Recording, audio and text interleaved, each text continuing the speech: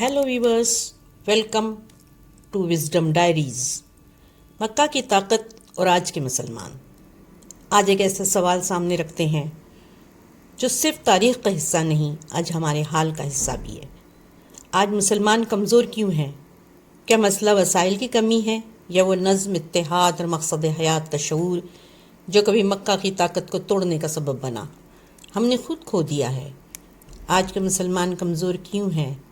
کیا اس لیے کہ اس کے پاس وسائل نہیں، یا اس لیے کہ اس کے پاس وہ شعور حیات، اتحاد اور مقصد زندگی باقی نہیں رہا جو کبھی ناممکن کو ممکن بنا دیتا تھا؟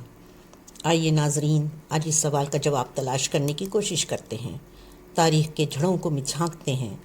اسلام سے پہلے مکہ کا سیاسی اختیار چند ہاتھوں میں قید تھا۔ مذہب مفاد کی منڈی بن چکا تھا۔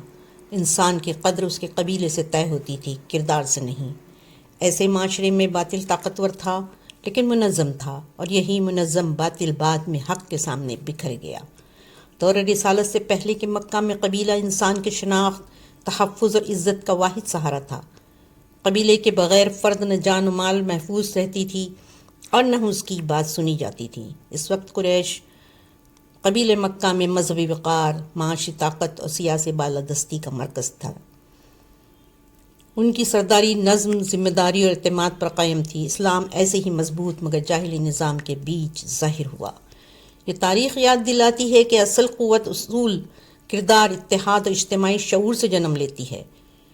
مکہ کے اس قبائلی معاشرے میں سیاسی طاقت، تجارت اور سماجی حیثیت سب قبیلے کے ذریعے طے ہوتی تھی۔ قریش مکہ کا سب سے طاقتور قبیلہ تھا، جس کے پاس خانہ کعبہ کی تولیت، تجارت اور شہر کی قیادت تھی۔ اس قبیلے میں رسول اللہ صلی اللہ علیہ وسلم کی ولادت ہوئی۔ اسلام کا آغاز مکہ ہی سے ہوا۔ اسلام سے پہلے کہ مکہ میں قبائلی نظام میں ریاستی ڈھانچہ موجود نہیں تھا، بلکہ طاقت قبیلوں کے توازن پر قائم تھی۔ ہر قبیلہ اپنے افراد کے تحفظ اور مفادات کا خود ذمہ دار تھا۔ قبیلے کا اسٹرکچر سردار، معاشرتی مجلس اور مختلف خاندانی شاخوں پر مشتمل ہوتا تھا۔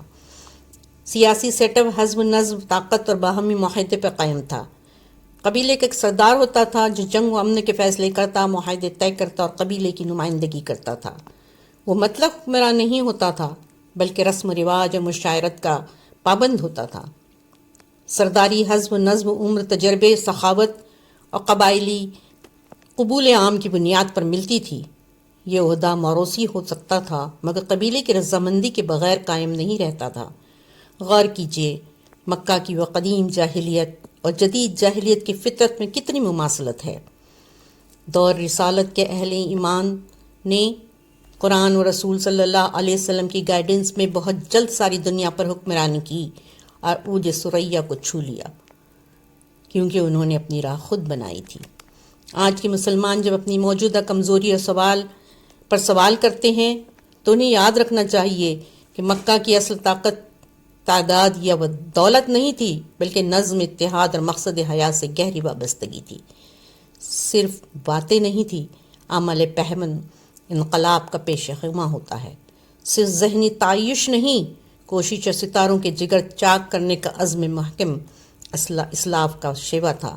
انہوں نے جاہلیت سے خوف نہیں کھایا، سمجھوتا نہیں کیا، دوسرے درجے کے شہری بن کے نہیں رہے، جنہوں نے تقریباً پوری دنیا پر اسلام کا جھنڈا لہرایا۔ یہی چیز آج ہم میں سب سے زیادہ کم ہے۔